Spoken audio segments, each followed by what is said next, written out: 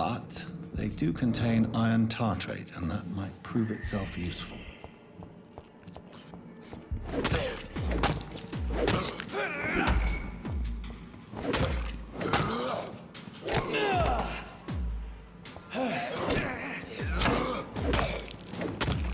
Behavior is similar to the infected William Bishop. Must be the same strain. This sickness moves faster than influenza.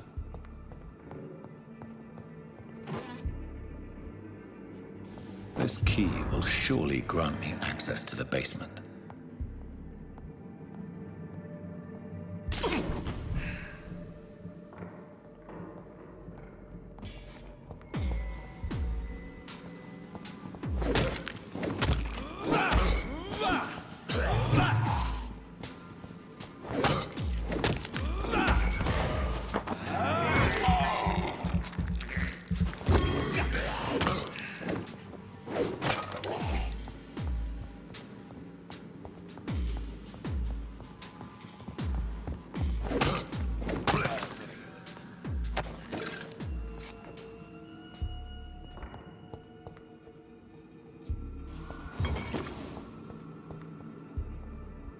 It's locked, all right.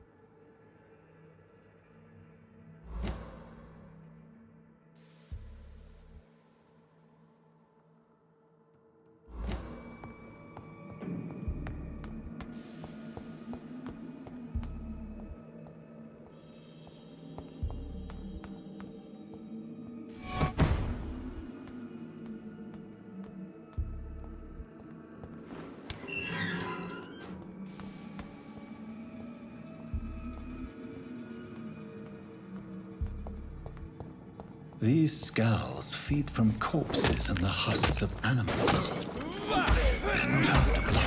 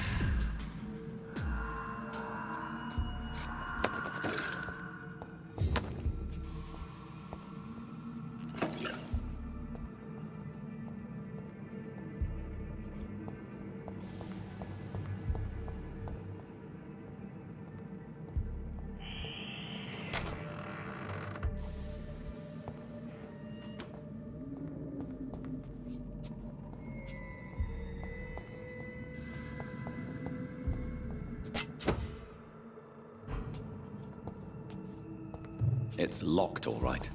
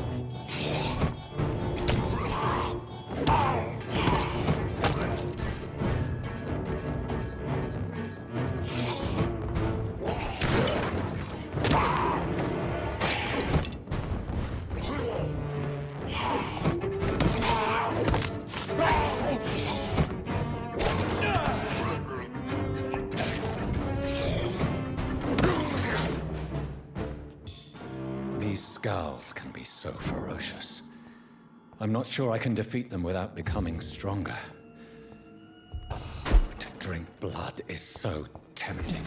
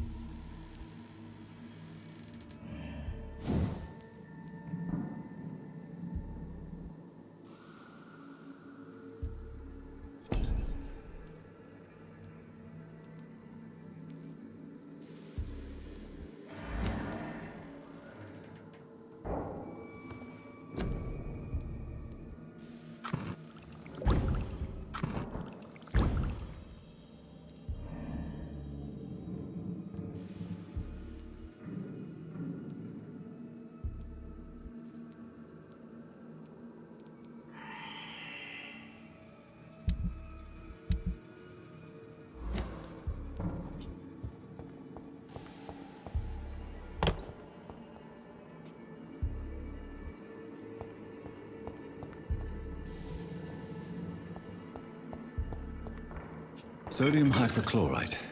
Dangerous to administer, but efficient in the proper dosage.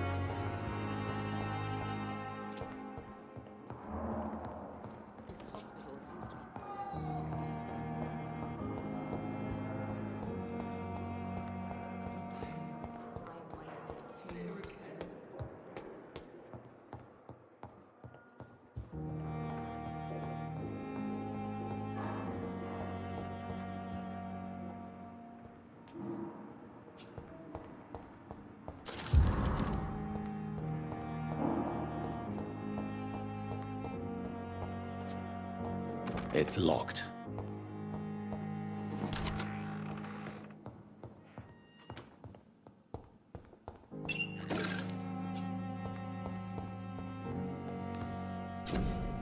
It's bliss. I just escaped death in the trenches to be surrounded again by the moans of the dying. Can I ask you precisely why you're a patient here? It's the pain, sir. The drugs don't work. It just hurts. Who is treating you? Is someone in particular looking after your case? Nobody since the old and tired doctor spoke to me. Started to think I was forgotten about. You don't seem worried by that. My face hurts so much more when I smile or cry. I've learned it's easier not to speak. Soldier, do you need assistance? I'm fine. Just do something for this pain, will you? That's all I'm asking.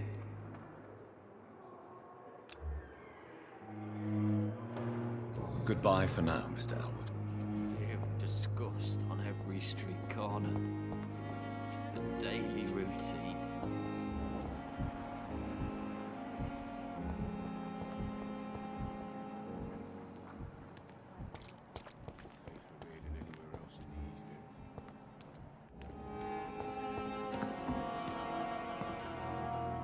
Good evening, Milton. Good evening, Doctor.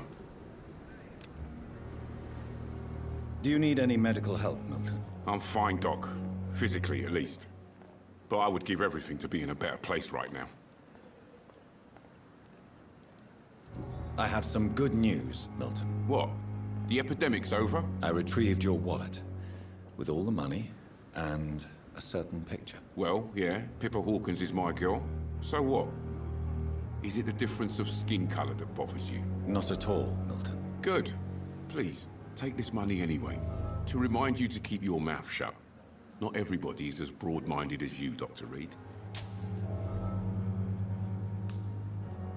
I'd like to see your goods. Wise choice, Dr. Reed. A reliable gun is what everybody needs these days.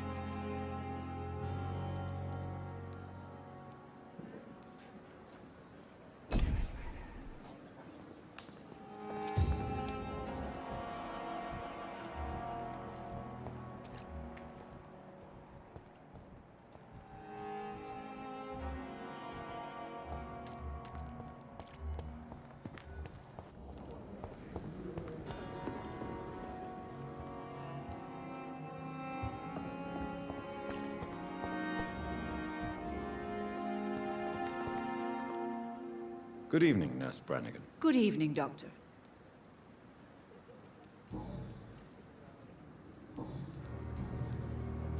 How are things here? Not good, to say the least. An invisible enemy.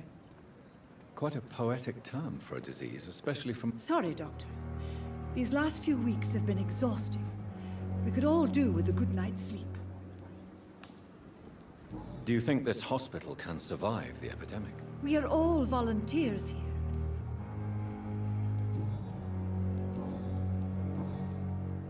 Do you require medical assistance, nurse? Thank you for your concern, but I'm fine. Goodbye, nurse. Call me if you need assistance.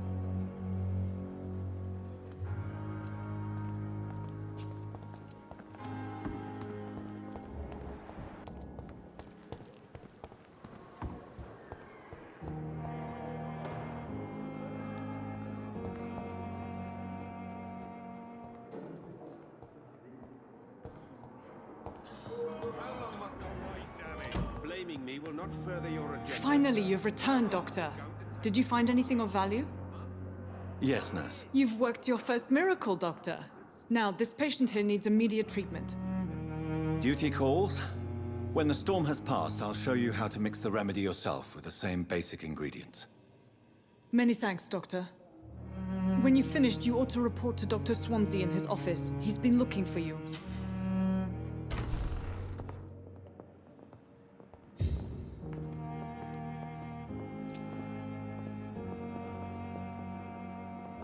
This hospital seems to be full. Good evening, madam. Can I help you? It's my son who needs you, sir. I'm Dr. Jonathan Reed. How can I help your son? I'm Beatrice Goswick, mother of Mortimer Goswick. Could you check on him, please, Dr. Reed? I've heard much of your talents as a physician.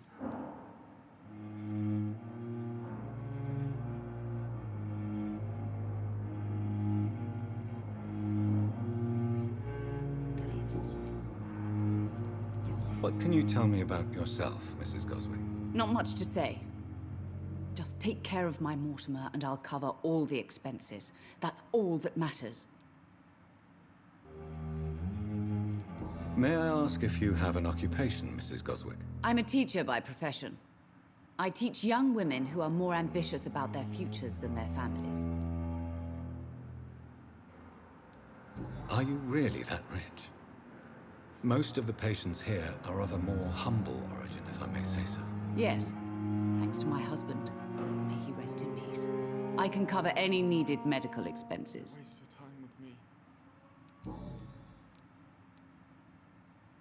What do you think of your reception here?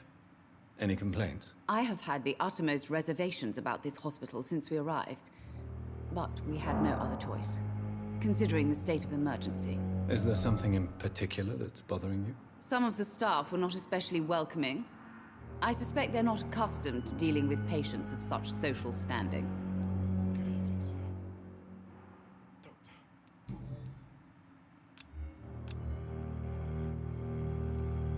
Goodbye, Mrs. Goswick.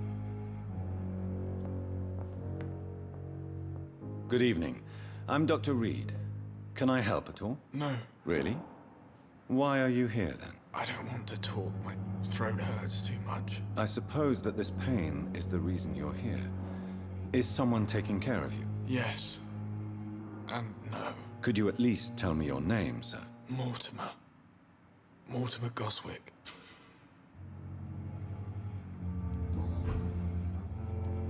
How painful is your throat, Mr. Goswick? So painful I'd rather not talk at all, Doctor.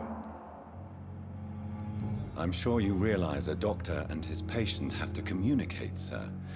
Would it help if I gave you some paper and a pen? Not really. I see. Then maybe it's not just your throat that hurts, Mr. Goswick. Perhaps your sore throat is just the consequence of something more hurtful. Yes, maybe. But I don't want to talk or even write about it now.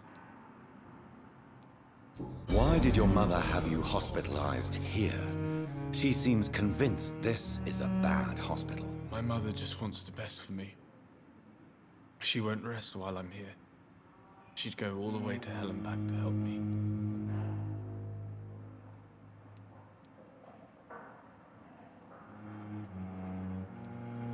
Is your mother bothering you? As your doctor, I can ask her to leave you alone if you would prefer. That's tempting, Doctor. But you have no idea what my mother is capable of. She would tie herself to my bed if you asked her to leave. Do you need any help? I'm afraid I may, sir. I don't mean to be a burden. You are not a burden, sir.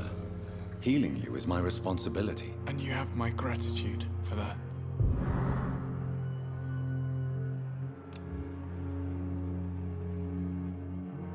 I have to go now, sir. But don't hesitate to contact me if you need any help. Good evening, sir. Doctor. I will not let you down, my boy. Good evening, sir. I'm Dr. Reed. May I help you? I don't know if a third opinion is needed. Your colleagues are already arguing about my condition. I see. Would you mind telling me more about your situation? I'm Harvey Fiddick. All I want is to get me bloody arm fixed properly. Tell me about yourself, Mr. Fiddick. I'm just a regular guy waiting to get his arm fixed, so I can return to work and to my family. I was more curious about what you were doing before being hospitalized. I'm a carpenter, and a good one too. But that means I need both arms to feed my family, Dr. Reed. Are you satisfied with your treatment here? Well, it's clear that I've chosen a bad time to be injured. Forgive my bluntness, but you seem overwhelmed by cases of the flu. I won't lie to you about it. I'm afraid we are. Are you sure you don't want to operate yourself, Dr. Reed? I have the feeling you're very capable. And your colleagues seem to think so too. In other circumstances, you would be right. But for now, I don't think I can take on the responsibility. My apologies. Tell me about the doctors who are arguing about your case. Strickland and Aykroyd. They both want the best for me, but there's a lot of pride there. Doctors are no different from carpenters, it seems. What do you mean? I often had professional arguments with rivals on a building site. Difference is, I disagreed about wooden nails, not flesh and bones.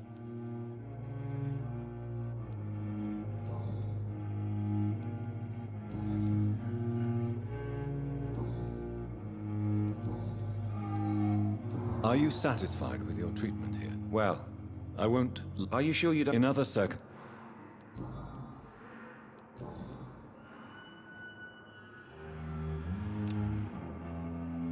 Is there anything else that's bothering you? Can I help in any way? I'm all right. Considering the state of this place, I should consider myself lucky, I guess. Is there anything else that... I'm all right. Goodbye for now, Mr. Fiddick. I'll see you later. I will not let you down, my boy.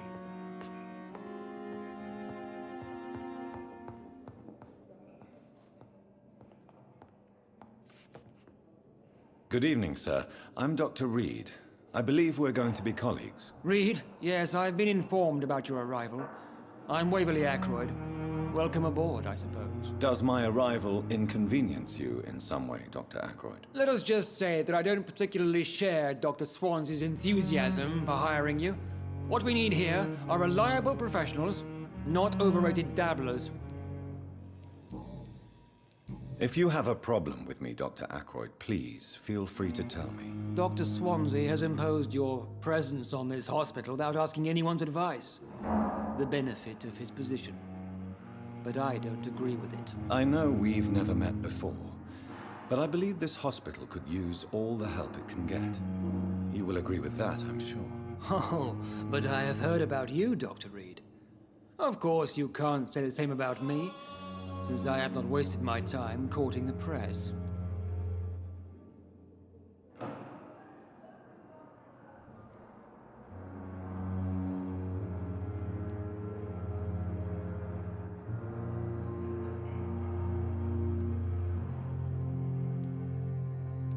There is no need for such animosity between us. Don't you think the epidemic is already enough to deal with? That is one point we could agree on. And that is precisely why I want to be sure that you will be of help to this hospital instead of a burden. Since your tenure in this hospital is longer than mine, perhaps you can tell me more about this place. Let's just say I'm tired of the carelessness around me. I have always respected the skills of Dr. Swansea, but over time his enthusiasm has become displaced. Carelessness? Exactly what are you talking about? We're here to save lives. The people who trust us are not volunteering for experimentation. They're here to be healed. I don't intend to run any radical experiments, Doctor. Even if I, as any good practitioner should, express an interest in pushing the boundaries of medical research. Modern medical methods were created through audacity and ego. But there are rules in our line of work, and they're here to protect our patients.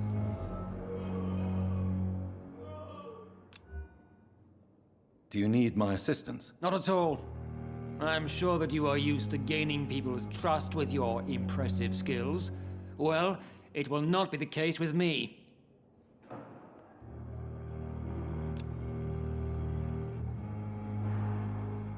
Thank you for your time. We'll talk later.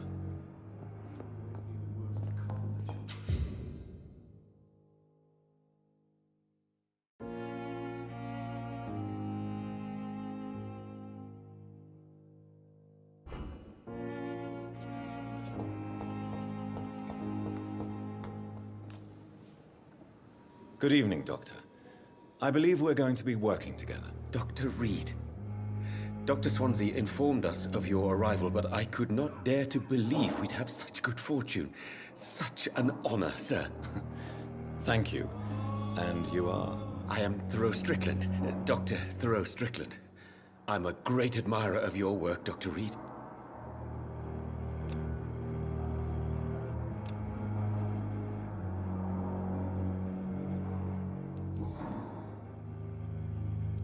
Please, could you tell me something about yourself? I'm a great admirer of your work concerning blood transfusion, Dr. Reed. I run my own experiments. I'm convinced it's the future. What made you choose to be a doctor? I'm not ashamed to admit you and your work have inspired me. I am honored to have the opportunity to work by your side.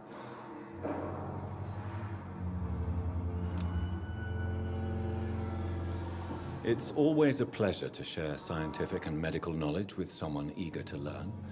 I'll be glad to help you if I can. This epidemic may be the century's most terrible disaster, but I'm convinced that we, as doctors, are the only ones able to defeat it.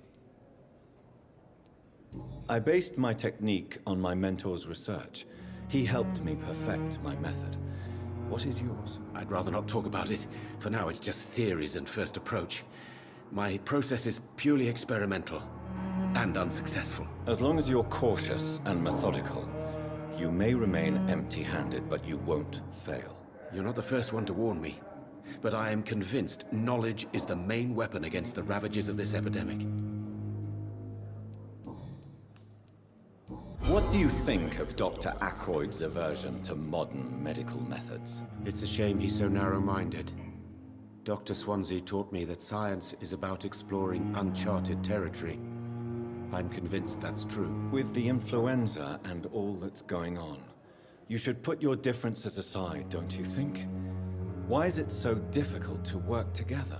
I believe that if Dr. Ackroyd had been the one to discover the transfusion process, he would be the first to recommend its use. So you believe it's just a question of jealousy and pride? Dr. Ackroyd is as proud as he is blinded by his obsolete concept of medical science. What can you tell me about the Pembroke? Well, it has always been an honor to work with Dr. Swansea. But with your arrival, I can't think of a better opportunity to learn about blood transfusion. You seem quite optimistic. It's a rare and precious attitude in these difficult times. I'm convinced that this epidemic is a test of endurance and dedication for us men of science. Questions remain about our capacity to resolve the situation. True, true. Last summer, during the first wave of the epidemic, I used to joke with Milton about the extra work. We're not smiling now. Do you need help with anything in particular? Well, yes, maybe. I'm waiting for a batch of products I ordered for my personal research, yet my supplier seems to have vanished. Do you want me to play the errand boy for you? Oh no, Dr. Reed. But if you went personally to his shop, what with your reputation and all, he wouldn't dare to refuse the products I need. I see. Well, give me the address, for I may pass by if I have time.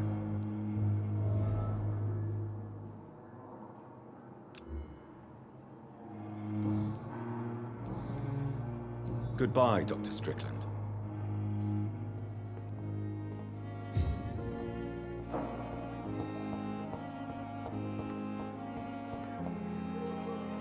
Good evening, Nurse Hawkins. Good evening, Dr. Reed.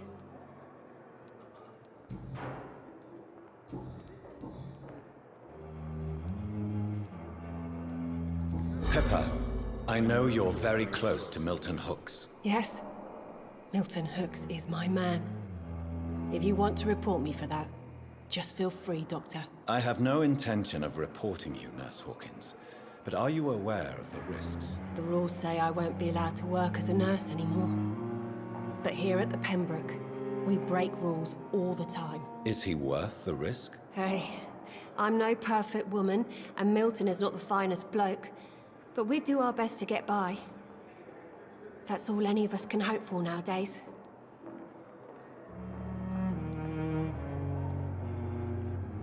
How long have you been a nurse? Well, long enough to see that the epidemic is winning.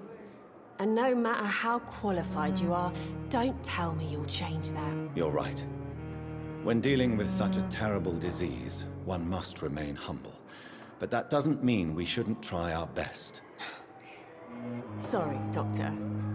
I don't want to sound bitter, but I'm just too tired to give a pep talk like Nurse Brannigan. Do you need medical help yourself, nurse? I'm fine, really. I just need to sleep. Do you need medical help yourself, nurse? I'm fine, really. I just need to sleep.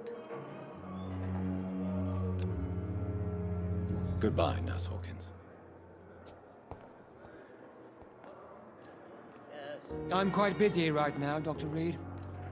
Thank you for your time. We'll talk later.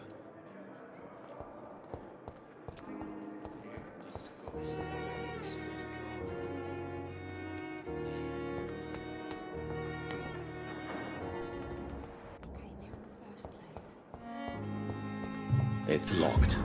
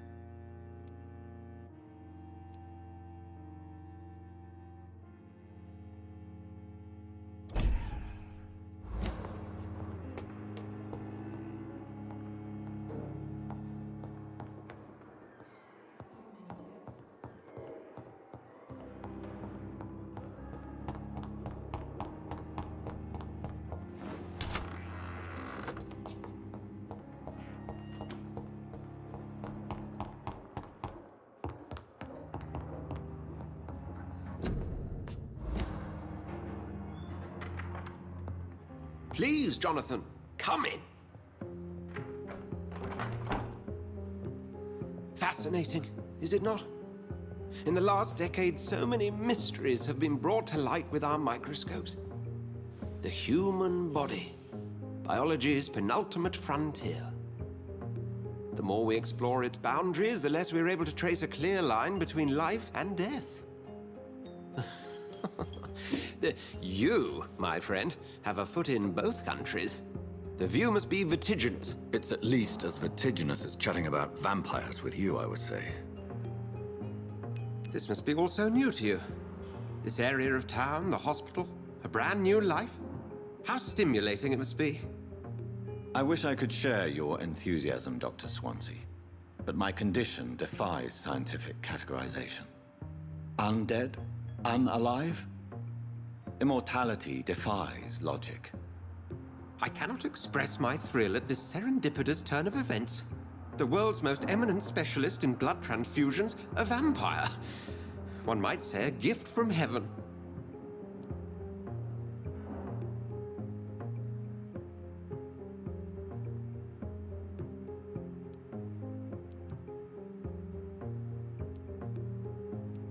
It may seem strange, but your words have brought me some comfort here.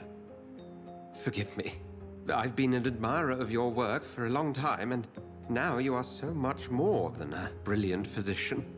And please, call me Edgar.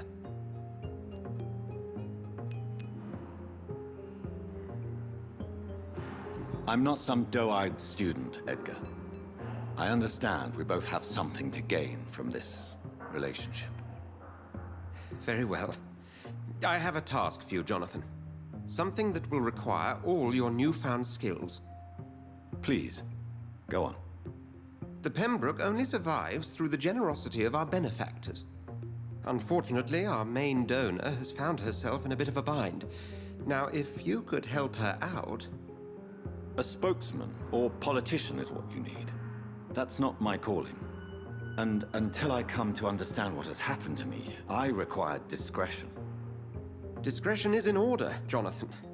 Lady Ashbury has recently received rather indelicate correspondence that, if revealed, would jeopardize her position. And you would like me to eradicate this threat?